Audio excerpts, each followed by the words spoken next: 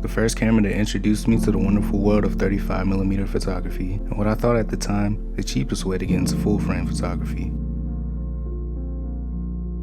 As this is a special occasion, and I'm writing this on the tail of what most would agree to be a terrible year, for this video I will include a bunch of my favorite photos shot on this camera.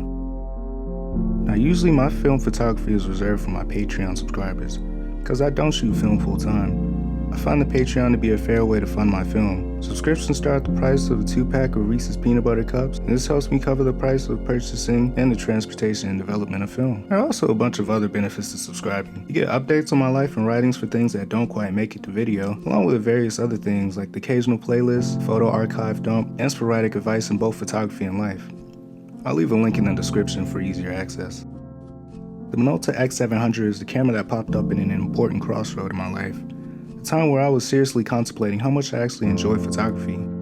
Sure, it was a fun hobby and an easy way for me to store memories, but what next? I had nothing but my Nikon D5200. It was an adequate enough camera that worked well enough at the time, but it felt a bit too serious. It felt too instant, and it felt too limiting. For all those, you don't need full frame and triple exclamation marks, screaming title articles on the web, I felt it needed something else at least. There's a lot man does not need, but I had a bit of expendable income at the time. I also wanted to branch out and learn an entirely new format, and so I shoot digital medium format now. So I said blast it all at the time. It's time to grow up. It's time for full frame. However, one very large problem stood in the way of me in full frame digital.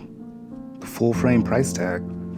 I later learned that the best way to get into full frame digital was to buy old, and in 2018, that's how I'll go on to buy my favorite DSLR, the legendary Nikon D3. And that video is coming eventually.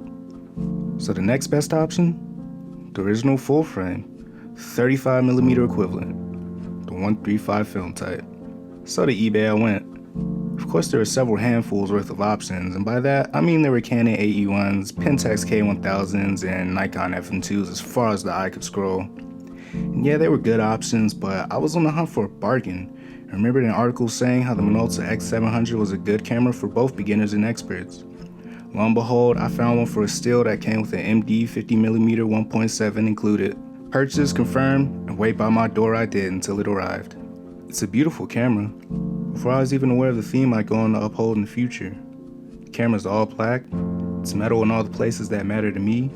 The grip is no better or worse than, say, a Fuji X100V. It's barely larger than a 35mm film canister. Through the majority of owning this camera, it was kept in my car's center console. Through infamous Georgia's summer heat and new to the competition, Georgia winter freeze. Shout out to global warming.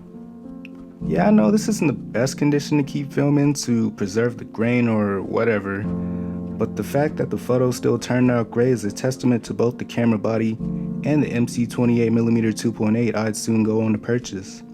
Finished lenses are cheap, could you blame me? I'd soon go on to find out 28 is one of my favorite focal lengths for both street and strangely portraits. So that I have a 28mm 2.8 on both full frame digital and equivalent in crop cameras. But again, that's foreshadowing, and we're still in 2017. The X700 has a simplistic layout that wasn't very innovative to the realm of analog SLRs, which is okay because it just works. The shutter speed is on the right behind the thumb crank. The ASA is coupled in the same way as the exposure control and backplate release spool. The viewfinder is smack in the middle. This isn't some sort of rangefinder or what have you.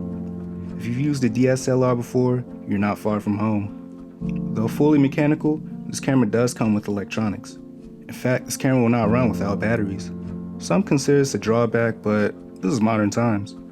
Drop $10 at CVS and keep a few spare batteries in your book bag. I've been shooting this camera since 2017 and haven't needed to change the batteries yet. Now the batteries control the LED indicated metering system and probably the auto modes, but I've never used them and I have no energy to check the manual, so I'm not really sure. The LED indicated metering system was the first learning curve for me on this camera, minus the film aspect. See, the way I was used to light meters working is the closer to the center of the meter, the more even the image is exposed, with plus or minus deviations being over and underexposed respectively. As I changed the number on the shutter speed dial, the light did not move, but when I changed the aperture, the light did move.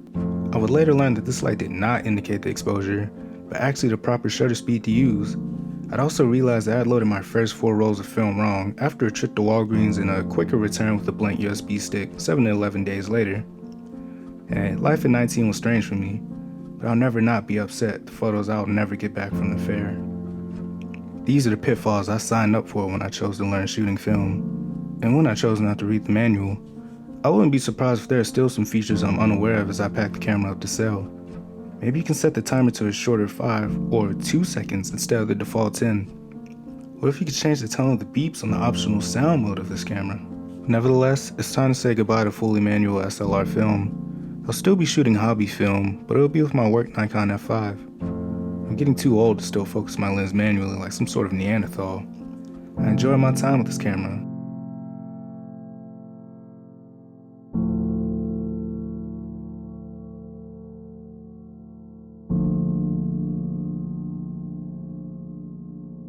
Some things to look out for when buying this camera is there may be a stuck ISO wheel or shutter advance counter due to the cheap plastic under the top plate and loose advance levers. Hey, they're quick and cheap fixes, but there's always the hassle. I mean, what can you do? It's an old camera. Can you blame it?